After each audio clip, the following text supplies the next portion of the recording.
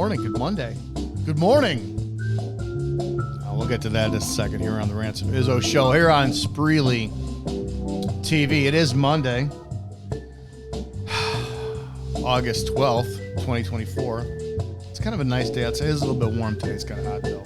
Today's show is brought to you by... Not that one. No. Today's show is brought to you by Forza Gym. It's a 10-year established Forza training gym. It's Forza. It's Italian for strength. It's an expanding nationwide through a joint ventures and franchising. They're a 24/7 weight training specific concept with multiple revenue streams. There's minimal staffing requirements and reduced operating cost model. If you're an interested entrepreneur, and this sounds like, man, I got to get into something because I'm so tired of like whatever I do now, and I don't know, what do you do? I literally go, but if you want to do something different and you want the gym business model, trust me, I owned a gym for 3 years. Franchising would have been the way to go. Oh, dear God. Contact Forza Gym. It's FORZEGYM.com. FORZEGYM.com/franchise. Put in the slash in the franchise. And then, or you can go to Forza, F-O-R-Z-E, at Outlook.com. Guys, this is the Rants of Izzo here on Spreely Media. And what that means is that we're everything free speech. And we're talking about, you got something you want to say, go ahead and say it. And if you go over to Spreely.com, that's the place where you can get it. So you got other shows like the Burn Pit Podcast. You've got Report and Opine. You've got the Shannon Joy Show. Pete Santilli. I have not talked to Pete in years. He's back on the network, which is damn pretty cool. And many Evening Rants. Mark Lobliner. We're the same size, but he's far leaner than I am. But Lobliner and I, we're both the same height. Probably, I think I outweigh him by about 20 pounds, but I'm way fatter than that MFer. And then there's a social media platform there too on Twitter. If you're watching on all the stuff and you're like, man, I need a central home, and you truly do believe in supporting small American businesses, you gotta support Spreely.com. There's also a chat we have over at, anytime you see a link for one of the shows that you're watching on, click the link where it goes right over to Telegram, and it's got Rants of Izzo show chat. We've got the people all over there who are blowing up, like Beto and April Schoen. Kate Bergner, welcome, over from the UK. Kelly, it's good to see you. Bav, I don't know where Sarah is yet, but all right. All right, we got a show today, so let's do one because it's Monday. Why not?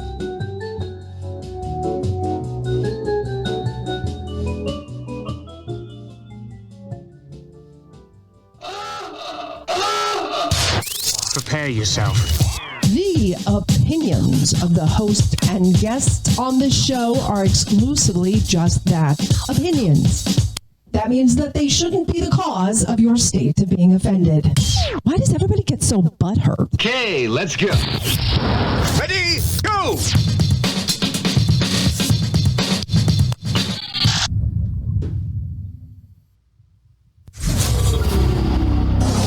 Sit down, shut up, and pay attention. Damn! This is the Rants of Izzo Show with your host, Dominic Izzo, from porn to politics. We touch every third rail we can find. You might want to put your headphones on so your mom can't hear this. It's been called the most entertaining 60 minutes on the internet, and it starts now. Let's do this. Hey, welcome Monday for all you who can't enjoy the pre-show. This is the Rants of Izzo here on Spreely Media. If you like the pre-show, what's that? Well, you're probably watching live on Roku, Fire Stick, Apple TV, or Spreely.com or rantsofizzo.com, which are all great things to do. You can support the show because we're 100% fully listener and viewer sponsored. So if you want to go to rantsofizzo.com and click on that glorious donate button, again, do it. Or we have a Rants of Izzo at Venmo and PayPal. We will gladly take your money to keep this show afloat. We're entering in year 6 in January, so that's a long damn day. Ilan's joining us today. What is going on? I'm glad to have you more part of the show regularly. How the hell are you?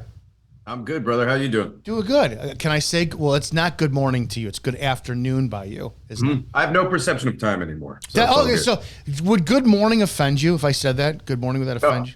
No, wouldn't? No. Oh, You could say okay. Merry Christmas. You could say good morning. Oh, okay. Whatever. Because I saw this and I didn't know. I'm going to play this. Apparently, if you say good morning to some people, it's offensive. Let's take a look.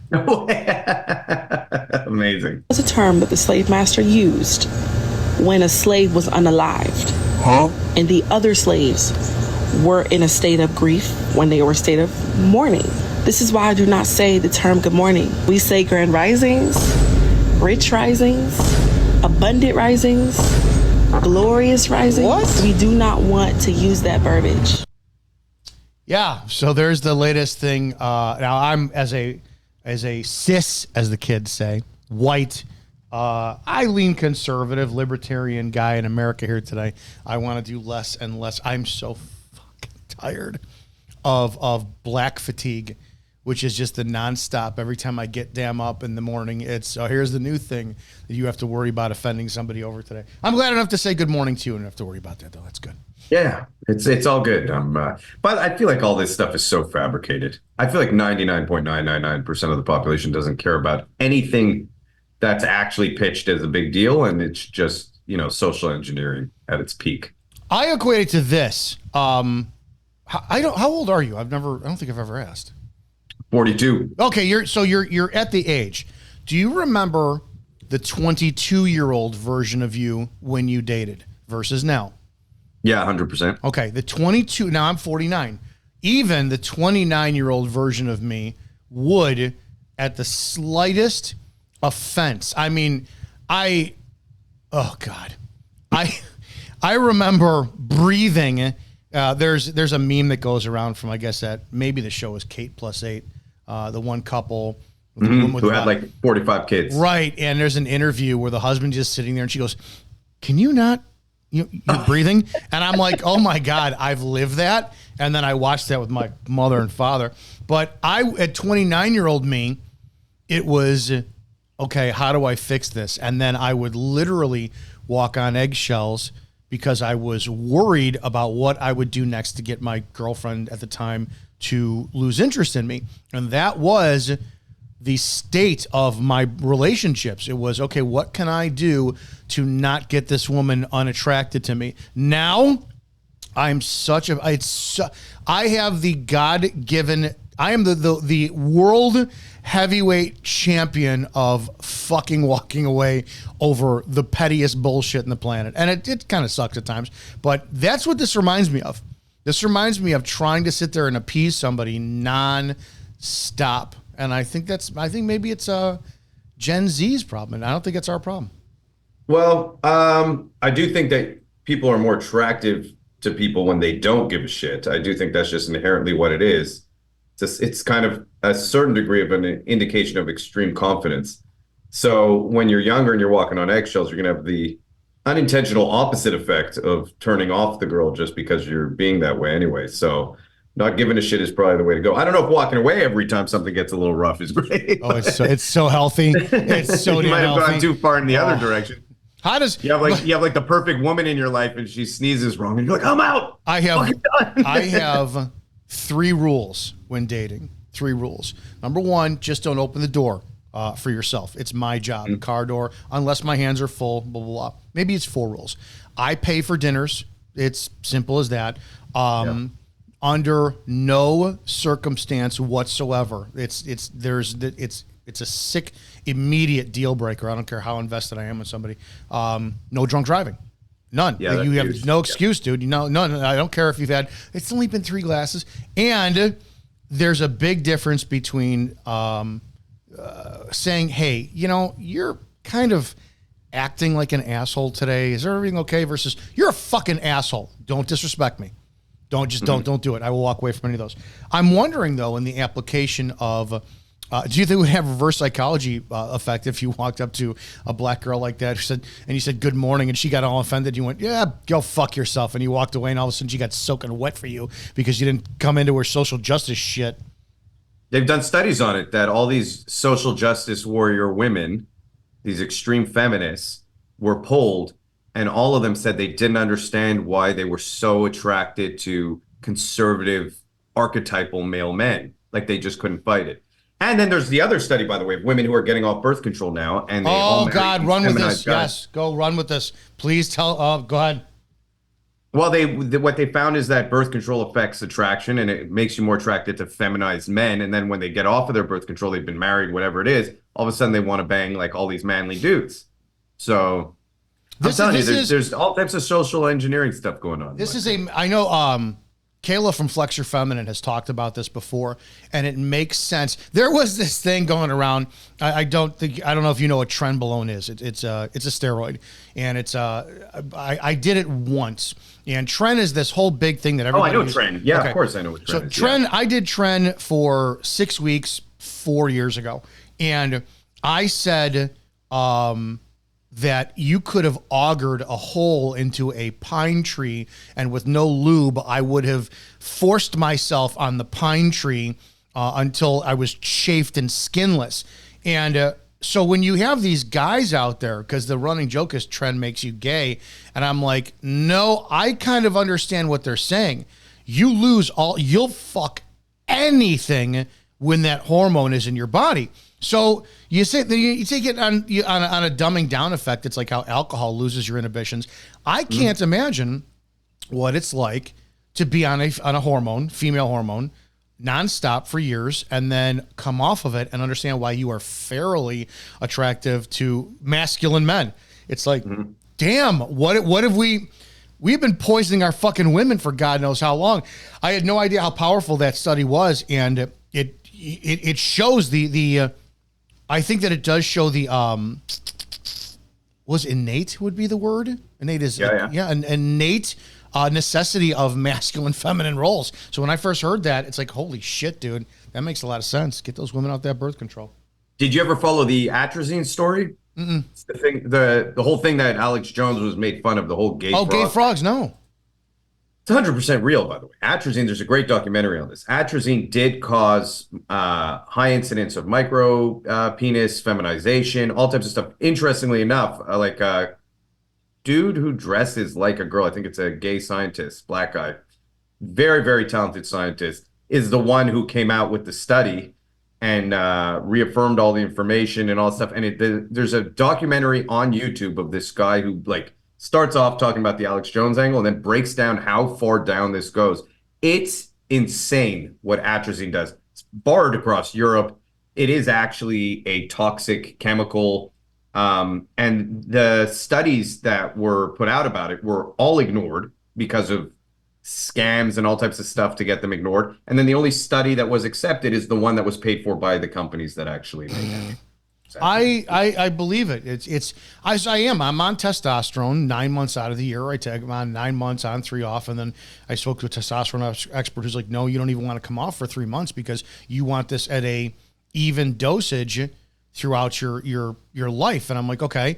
And I've noticed because I did testosterone the right way. I didn't start those in my 40s. So I didn't shut my shit down and whatnot.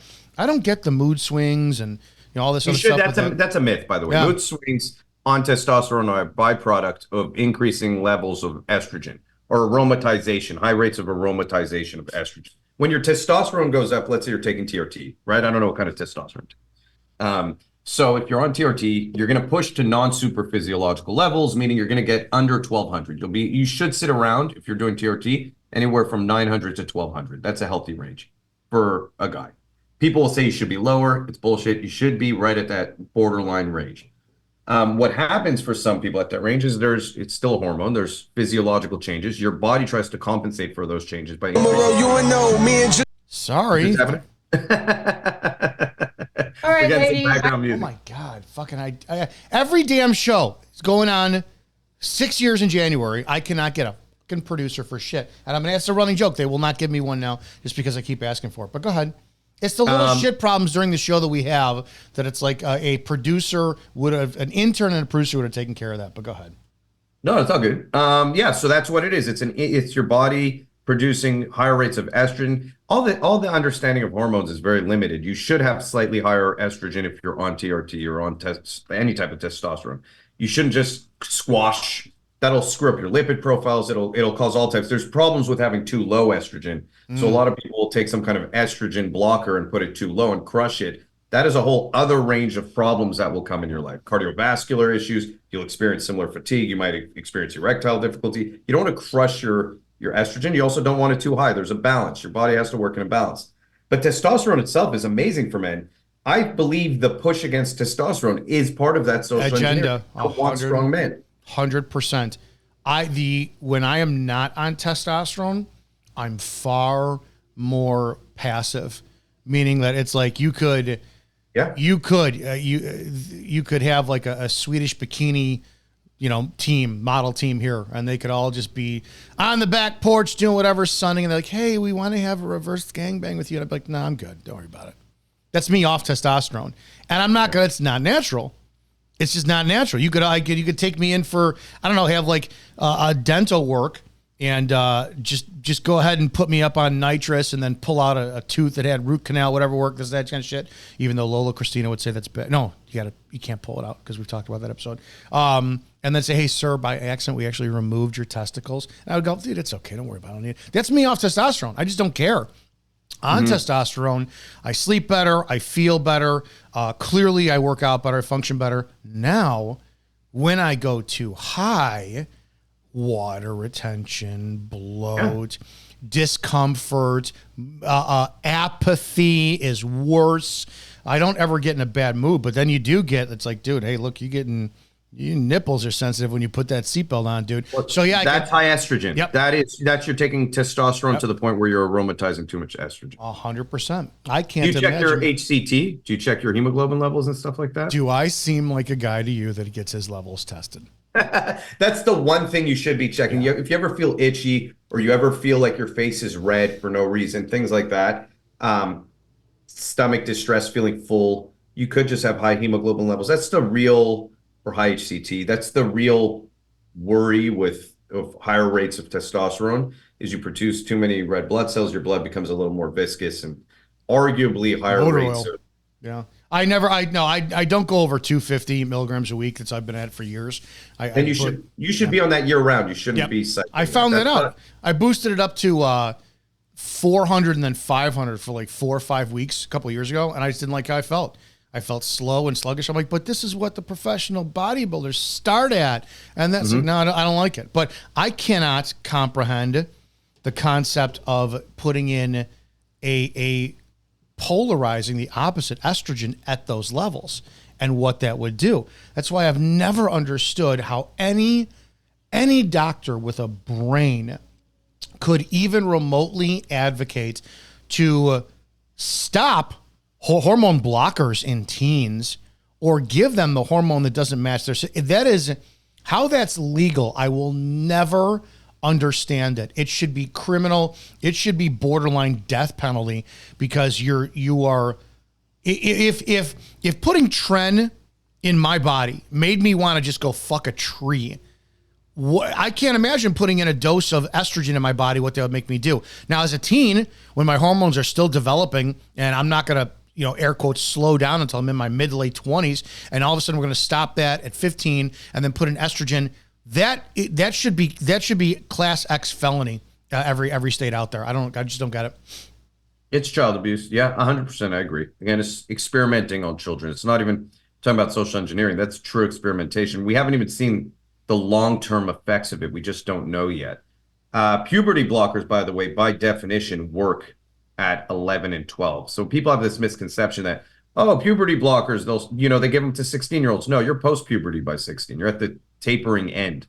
The real way puberty blockers work is when you start that explosion in the beginning. And a lot of men and women go through puberty as early as 10 years old, 11. So that's the real age they're trying to use those at. That's the goal. So every time someone's like, we don't do things with children, it's all 16, 17. I'm like, maybe that's for actual surgeries. But when you're talking about puberty blockers, by definition, the medical use is a puberty blocker, is you stop the onset of puberty. You're limiting puberty. And then people say, well, it just starts when you get off of it. I've even heard trans people say this. Nope. You pass those years, you're done.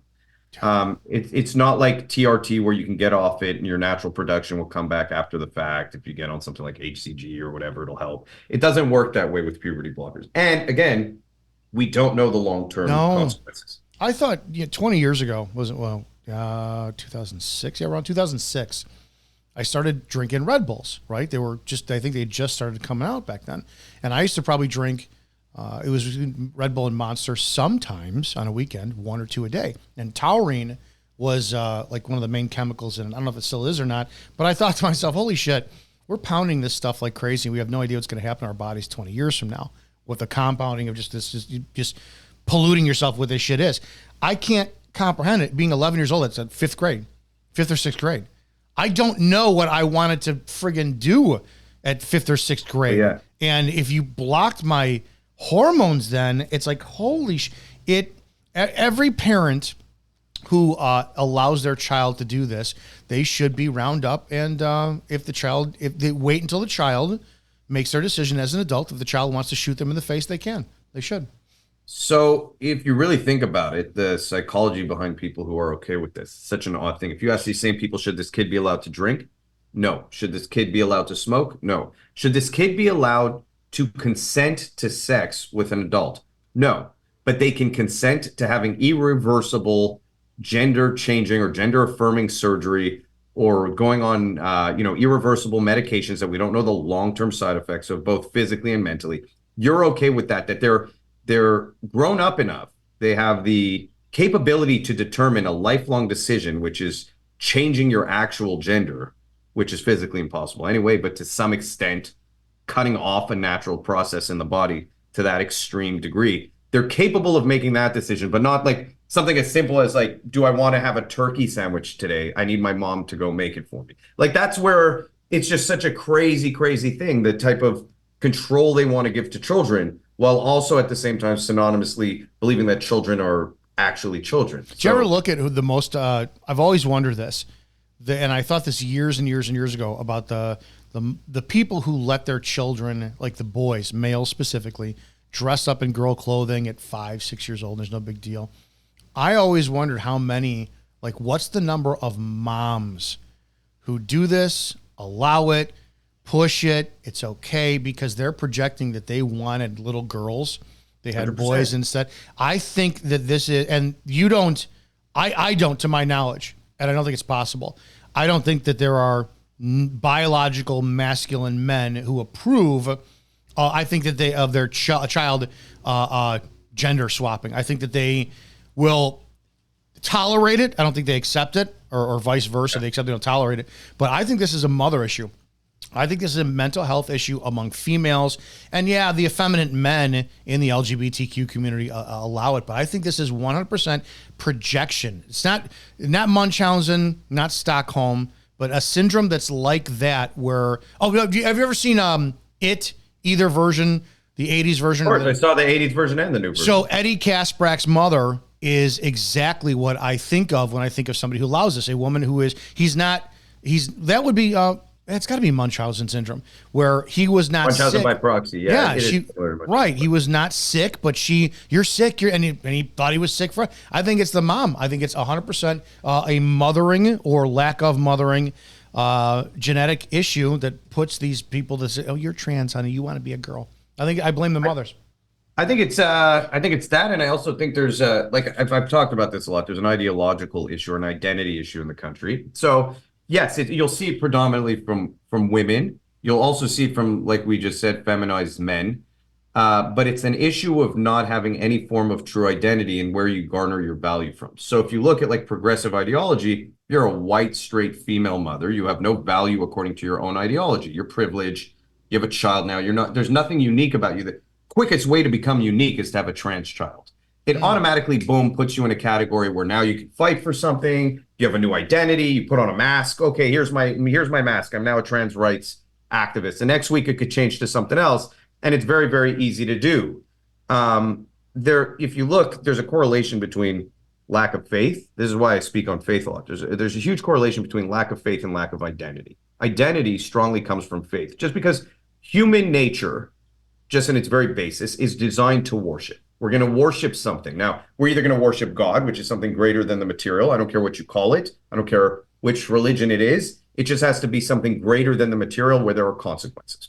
Once you have that and you derive your value from that, then you have an identity greater than anything materialistic in the world. So it's very hard to break you. It's why Marxism will attack religion as its primary goal. That's the first thing Marxism or any globalist kind of group has to do, is destroy religion. Because when you have faith in God, you are an individual by nature. You are special because God created you as an individual, and others are individuals and they're special. You took that away from the left. You took that away from progressives. And what you created was a society of people who are latching onto whatever identity they can. Transgenderism, by and large, as a social phenomenon, is a byproduct of that. It's a byproduct of lack of faith leading to moral relativism, leading to nihilism. Once you're in nihilism, you have no identity, you have no value.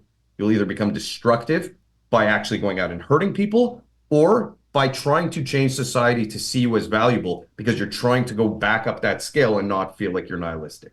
So it's a very deep psychological issue. I've studied this beyond any, like it's the thing I'm most obsessed with. And I've even, in that documentary I made, I created a fake reality TV show to see if people would cause harm to each other, just based on social pressure. And we had people literally trying to ruin people's lives, knowing that that person has a kid who has leukemia. It's really crazy. And like they would still try and destroy this person. We set up a whole scenario. So what people will do is shocking. They'll even, again, hurt their own children in this kind of brainwashed need to feel like they matter. And that's which is somewhat similar to Munchausen by proxy. You're right. Unbelievable. I think I agree with you on the faith aspect, religious aspect of it. I was somebody who, if you asked me 20 years ago, yeah, I was Catholic and I was raised all that stuff and I believe, but I don't want any God pulling any strings on me. I'm in charge of my own destiny, all that. And then I kind of fell in line with the concept of, a tired dog that's been worked out, played with, knows its place in the pack is a happy dog.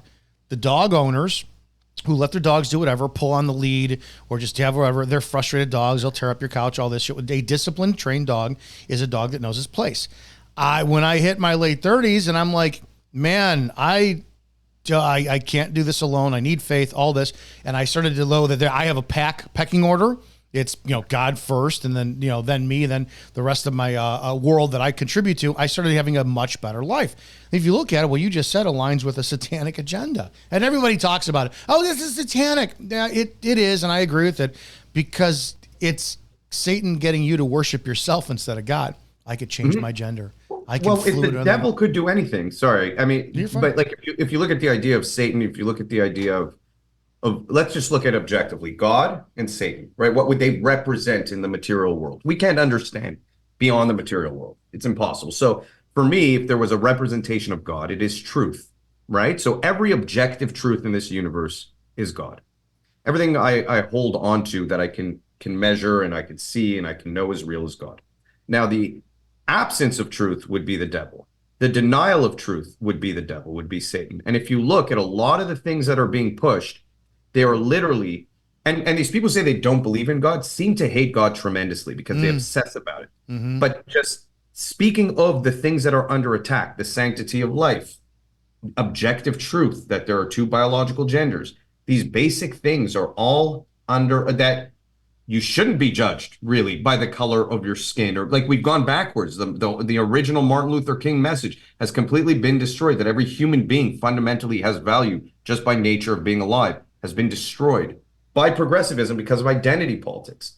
They're obsessed with the hierarchy of identity politics, that if you're a Black, Muslim, trans, disabled person, you have more value in society because you are a larger victim. They fundamentally went against the objective truth that all human beings are equal just by nature of existing. These are things that are anti-God. These are anti-God messages. And that's where, if you looked at what the devil would do, it would create chaos through the denial of objective truth. But the reality is that reality wins. You can only deny objective truth for so long before there's some kind of response to it. And so we're going to see that. Like I said, with these situations with these kids taking medication as young as 11 years old, we're going to see the response in reality to that. You can't deny it forever. It just eventually comes back and haunts you. So Yeah, God wins at the end of the day by that standard, but at what cost? I have no idea. It's going to be a very next interesting 20 years from now when these people grow up and their lives are shit. My identity was being trans. It doesn't matter. How are you going to help me change my car oil today? Because that's the reality of life. I don't care about how special or unspecial you are. It's affecting everywhere. My dad's in retail, and still to this day, he just doesn't want to retire, and he can't. He can't. And anytime I go to get food anywhere, you can't find anybody who is their job is their passion. I don't. I mean, I started working in 1988 for I would have been 13. 91 for $2.75 an hour.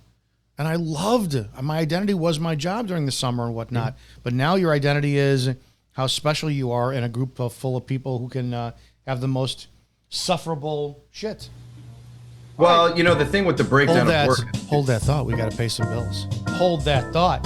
Kids, this is the Rants of Izzo show here on Spreely TV. Don't forget to go to check out Spreely.com for all the good things that are spoken freely, the social media platform, all the shows, and more.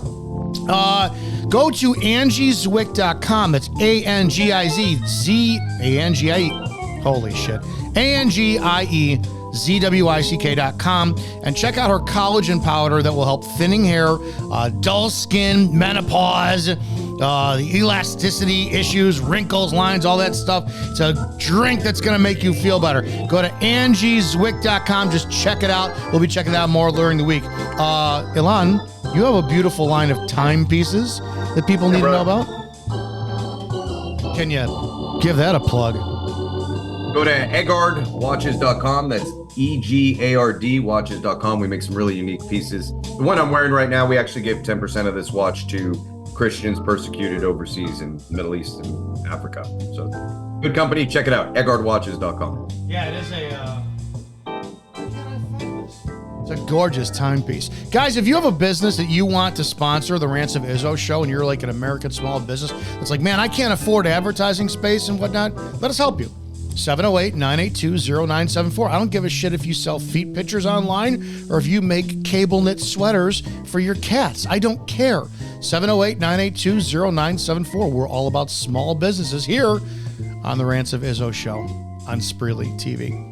Yeah, we're continuing. All right, what were you saying before I really interrupted you with commercial break? I have no idea. Okay, cool. Let's change gears here. As you remember, or I don't know if you do remember, 2020, when the campaign was going around like crazy, you saw obviously insane crowds at Trump rallies, and you saw shit for Biden rallies. It was like nothing. 20 people would show up, mm-hmm. and they never seemed to. The left didn't care about it, right? They're like, crowds don't win elections. Then all of a sudden, you saw Biden got more votes than any president in history, 81 million votes. Yeah, we could talk about whether or not the election was rigged, all that kind of stuff. Mm-hmm. Now, I don't know if you've been looking online. A ton of social media influencers on the left keep sharing pictures of what they say are these Kamala Harris rallies with thousands and thousands of people showing up, and the people on the right are taking them to where they're like making AI photos of like 1 million people at an event saying Kamala Harris had 1 million people. So they're making a mockery out of it. But I want to know if you've seen like the Trump. I'm going to pull this photo up for you to take a look at. I guess Trump, his campaign or his team or whatnot, is getting flack because he says that this is a AI generated photo and it's not real. And there are other people who have actually zoomed in on, I guess this would be called the fuselage of the plane. And mm-hmm. they've looked at the reflective surface of the plane, and you can't see any human being images in that at all. I think we have an example. Let's see here. Yeah, I mean, you could see it even just... Yeah, from a distance. So have you been looking at this? Do you have any take at all on this? Do you think that AI, which is getting increasingly... It has taken an insane jump in the last year. Do you think AI is going to play a part in election influence? Well, 100% AI will play a part in election interference. I don't know if this is an example of it, it would be much easier to Photoshop something like that, and they would just have done a bad job. Also, reflections and things like that are potentially weird. You wouldn't necessarily see people in a crowd. I didn't see the video footage or anything like that. I do think it's somewhat irrelevant if she's getting that many people. It's all fabricated anyway. Here's the thing. I don't care if it's about this singular, the issue is much bigger than this.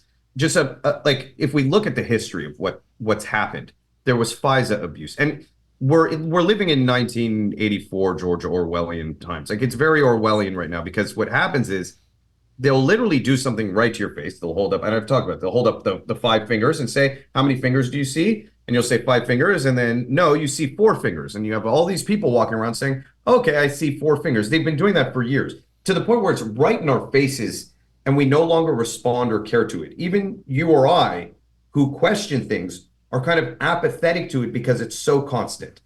The average person does not know that FISA abuse actually took place. They don't know that the DNC colluded with the FBI to create a fake dossier to be able to spy on American citizens and a president of the United States, which is insane when you think about it. These are things that should have been talked about for years. The assassination attempt on Trump is considered old news, even though we're discovering that they have no comms, there was no communication between them and the police. All the crazy, they let him in with a rangefinder, all the, non-conspiratorial but insane things that happen. These are not conspiracies, these are measurable things.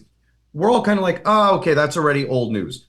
Like I said, the FISA abuse, the Hunter Biden laptop censoring. You literally have Zuckerberg go and testify that they were involved in controlling the speech on his platform. So and then all this is supposed to be so crazy that you have people literally nonstop saying Trump is Hitler, and I'm supposed to believe that this was a fair and honest election when it's, by Democrats' own standards. If you look at Carter's own investigation into elections, Democrats themselves found that it would be too unsecured to do a requested home ballot election, to do one where there was requests with your actual fingerprint. They found it to be an unsecured mail-in votes. They found it to be unsecured to do that. But what they did is they just blindly send them out to everyone. And I'm supposed to believe this is the most honest and secure election in history. Like, it's just so much stuff. I could go on for hours about the felony charges against Trump. This is the first time in New York history where this has been a felony charge. They had to literally modify the way the jury works to pass this as a felony charge. And then for it to be a conviction is completely insane. And like, we're just kind of all like, oh, okay. So crowd sizes, would they lie about crowd sizes? Yes, they would lie about crowd sizes. They have to. They lied about far worse than crowd sizes. It's like the smallest thing they would have lied about, and it's even a distraction from such big issues that they're actually lying about constantly. We should be forcing. We need answers to the assassination. We're just kind of all assassination attempt. We're all just kind of apathetic because there's no means to do it. You're on a backlog. We got the assassination attempt. I want to know all the way what happened back to the Vegas shooting, right? The Wayfair scandal, everything that we keep being just confused and goldfish memory, and then just the next thing is down the pipe. There's no the frustration for me, and I'm not at the point, and I won't get the point of if you can't beat him, join him. I'll be at the point of if you can't beat him, I'm just walking the fuck away, right? There is zero means or method. It's supposed to be voting. There's zero means of holding any of these fucks accountable. Can't. Mm-hmm. So let's look at Adam Schiff for a second. Adam Schiff, if the pinnacle of this Russian collusion stuff, just for that example, was Adam Schiff, and 3 years, all that money, all the wasted, the literal division, all this stuff, for entertainment purposes only, Adam Schiff should be investigated, tried, and if convicted, serve a sentence and whatnot. It's not going to happen. Well, if that doesn't happen, and I'm only using him as an example for the shit that he did, the American people do not have the recourse, or they do, but they won't do it because they're all terrified of it, to go to Adam Schiff's home, kick his door in, take him, and apply mob justice. Because A, that's a democracy. It's not a constitutional republic. B, just nobody's ever going to friggin' do that. The problem is that should be a viable threat so that our government is terrified of us, because we've gotten all the way to the point of Kamala Harris is now taking heat that she's not giving any interviews since her announcement of running for candidate as for president. And I don't know the Democrat liberals, whatever, MSNBC host or whatever, he was online saying that if anybody he's talking to his liberal followers, questions or says that she should be answering questions or she should be questioned by the media, he told them to destroy them online, attack them, destroy them. So we've gotten all the way to the point where our potentially future Madam President is royalty. They don't work for us anymore. So everything you just said, it's like we've been dealing with it for years. And there's not one time you can go up, grab one of these politicians by the throat and say, all right, you have to be held accountable. And they're not. So I've always wondered, at what point does one of two things happen? The whole system blows up and actually people start war, if it comes to that, or we just roll over like fucking dogs and die and go, I'm so tired of this. Just do whatever you want. That's the problem I have with all. I hope it doesn't escalate to violence. I mean, it's always the last resort, and I hope it doesn't go there. The problem you mentioned is it's not even just the politicians. Every institution is corrupted. So if you look at the media, you look at Hollywood, you look at the DOJ, you look at the FBI, you look at corporations, big corporate America, they're all kind of pushing one similar narrative. You have obviously all these huge investment firms that are openly coming out and saying, we're going to try and cripple your company if you don't follow suit. We're going to force the social change we want, all with the same message. So it's, where do you even go? I think that people underestimate their own power. In other words, if the majority of Americans you saw it with Target, you saw it with Budweiser, when we do start speaking with our money, it has a measurable impact on social change. You do kind of limit these companies and these politicians, and they do have to pull back. If you look at even COVID's a great kind of, if we're going to look at COVID like a test for how much you could pressure people. If that was the point of COVID, let's say they put out COVID, conspiracy, right? Government put it out, globalists put it out. They wanted to see if how much of society they could control. The one good thing about COVID was that it showed, I would say, corrupted governments that there are limitations to how far they can push. You had a massive response in certain areas to the kind of overreach that the government was trying to employ. They also could see it as a win because you also saw a lot of compliance. What they gained from that, if this does exist, is knowing exactly who's going to be controllable and who's not. And then you have to do an analysis of how much percent of the population do you have to be able to control to not worry about this part of the population that you can't control. I don't think we're there yet. Otherwise, you would see some kind of plan of action actually take place. I think we're at the point where anyone who is trying to do the kind of things that I think you or I would believe they want to do is still far off. It's still at the point where they go, okay, it's not the right time. We still have too many people in society that will retaliate. As for Kamala Harris, I think it's just, I think that there's certain good things happening there too. I think there's a complete distrust now in the mainstream media. I think that there's a lot of fracture points, which are apolitical fracture points, which are the most important things. So if you do an analysis of how you pull people away from whatever cause, right? This kind of hyper progressive or globalist or whatever cause you want, or being an establishment kind of person, you need fracture points. Those fracture points can't be overly one-sided political issues. So it's interesting. If you look at like the trans issue, it was a unique fracture point for certain people who are highly progressive because it creates a fracture. That's why I call it a fracture point. Creates a psychological fracture. You have been a feminist. You're a progressive feminist. All your life, you're told one thing about women, and then all of a sudden, women don't exist.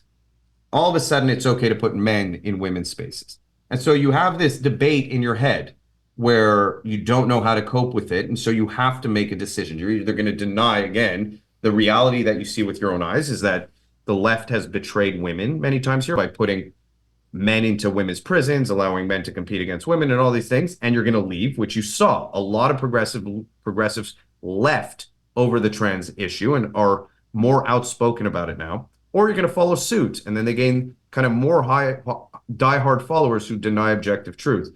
And you see it again with a lot of other issues. So I think those fracture points are how we win, and then having people vote with their dollars. But the media is just psychotic. Every day I look at like different reporting of JD Vance versus Tim Walz. On the same day, all of a sudden, JD Vance is weird. Everyone's saying weird, weird, weird. It's like they got the memo, they put it out, and all the progressives I know are posting, JD Vance is weird. This is weird. And I'm like, you guys are literally NPCs, like you're robots.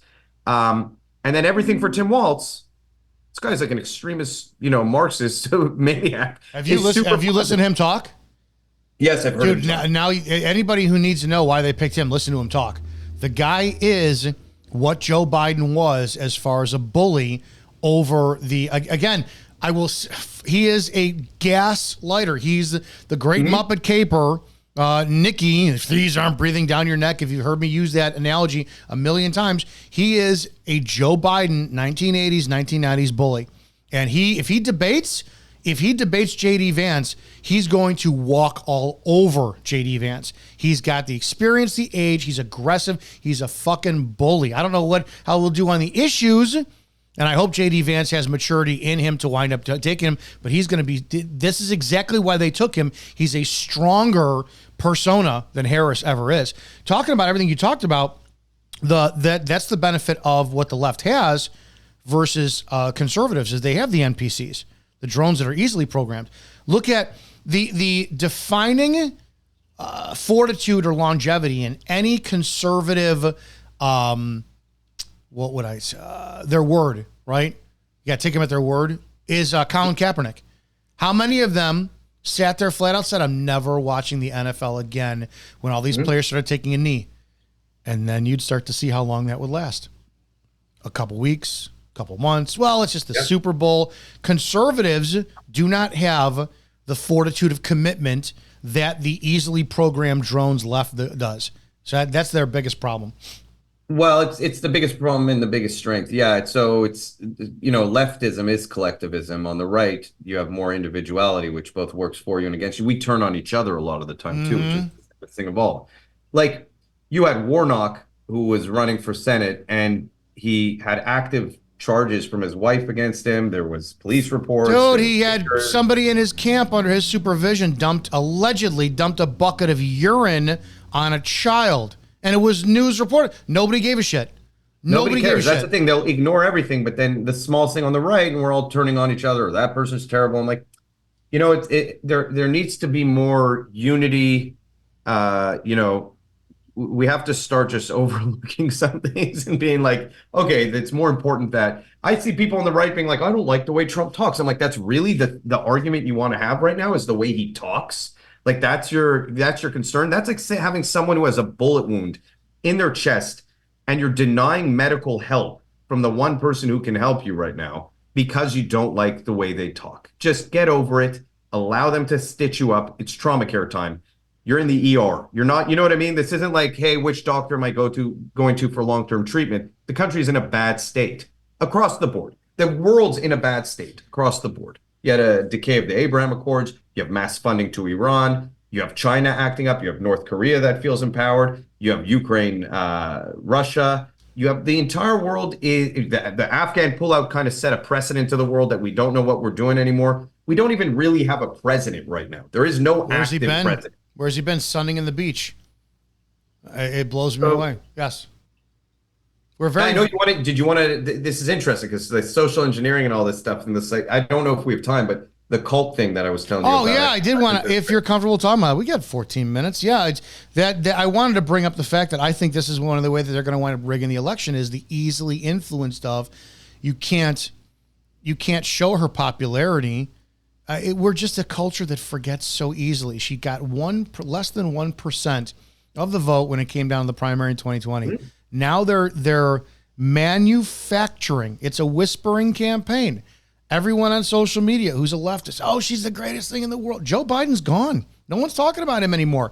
So now you're going to create that. She's so exciting. I haven't felt like this since an Obama campaign. It is powerful and it works what they're doing. Yes. And the sheep is going to do it. Yeah, talk about the cult that you were in, your Hollywood cult. I got to hear all about this. Well, I was acting at the time in LA.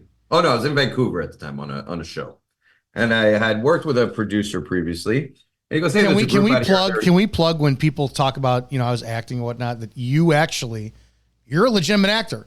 You turned into a damn zombie. I remember on Walking Dead you were on Walking Dead for a while. Seasons. Yeah. Yep. And Netflix shows and NCIS and and I was in a bunch of random movies.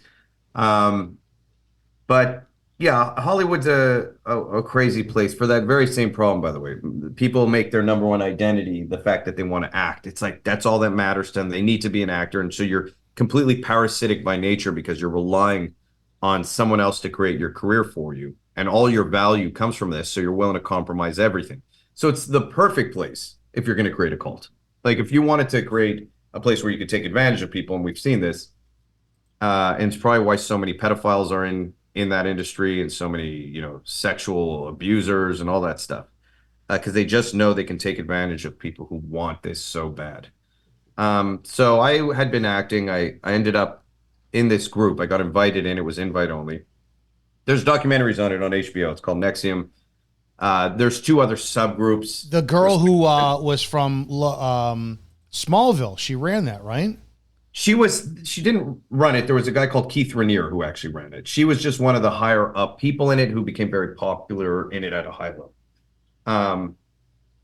Allison Mack. And so I end up in this group, and it's actually very warm when you come in. This is a lot. There's the first thing you experience when you go into this is that first thing they tell you is this is not a cult. We'll tell you why, because we're never going to tell you what to do. We're never going to tell you what to think. We're never going to tell you anything. Now, this is true, but it's also not true, because what they do is they really do work with your psychology to mess with you on this thing and kind of test social boundaries and all this stuff.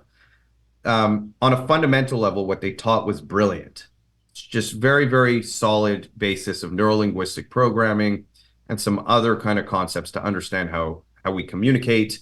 And I can actually run you through it. Do you want to? Yeah, I want to hear what you got going on. So here we go. No, I'm going to actually run through it with you. So on a superficial level, you did modules when you first came into this thing. Modules are, if we're going to look at communication, the only place real communication exists is once it's out of my mouth and before it hits your ears in the real world, where it's just sound. I have my bias, you have your bias. We're not going to, even our understanding of words are different. So we're never going to communicate truly 100% clearly with each other. We're going to have to interpret. And by nature, the less interpretation you have, the quicker and more functional your communication is and the more honest. So if we can agree that words mean a certain thing and really nail those things down, you and I will have much stronger communication. We'll understand each other better, and we'll also have a better understanding of ourselves, because we use these words and we can't even define them. So you go through modules of words that are important, that kind of define who you are. The first module would be happiness and success. And then we'd have a circle, and when we'd go around saying, what does happiness mean? So you'd have to define happiness. Can you define happiness? It changes. So if you ask me happiness now, sleeping in and food coma, that's a happiness to me. Okay, but that's a personal definition. But how would you define happiness as a word? Joy. In other words, if we're going to agree that this is what happiness means, for me, it's not sleeping in. You know what I mean? Or it is. Okay. Happiness. Individual or collective feeling of joy? I don't know. Okay. Now, try using without using a synonym to happiness. In other words, you're saying happiness is synonymous with joy, but then you just have to define joy. Can you break it down even more for me? Happiness. Without saying what the opposite of it is, I don't know if I can. I mean, I don't know. I'm not going to pull the definition up, but it's hard. No, I'm not. And this is what we would do. We'd go in a circle, and we'd have to try and break these things down. Okay, so now let's just agree on a definition, and they would give you their definition. Their definition of happiness is an internal structure. Happiness is a choice, and this is very important. Happiness is completely disconnected from reality. You could have cancer. You could lose your family. Anything could happen in reality. You could still choose to be happy irrespective of it. And you can have everything and be in a position where you theoretically should be happy and not feel happy at all. Again, happiness is completely determined by your inner world. And is a choice. So that's how we would define it. We would define it as an internal structure that is positive, that is choice driven. And so the importance of this is once you place your happiness on some kind of reality-based thing, you are dependent on that thing. That thing owns you because you will seek it to be happy, versus understanding that you should not, that you are choosing to be happy regardless of that specific thing or that specific person. And it may sound crazy. People are like, so you're telling me if I lost my kids, I should still be happy? And they're like, you should or shouldn't is irrelevant, but you can choose to be. And so when people really accept that, what they take on is accountability for their own happiness. Okay, so, and that's important because accountability is a theme in this cult.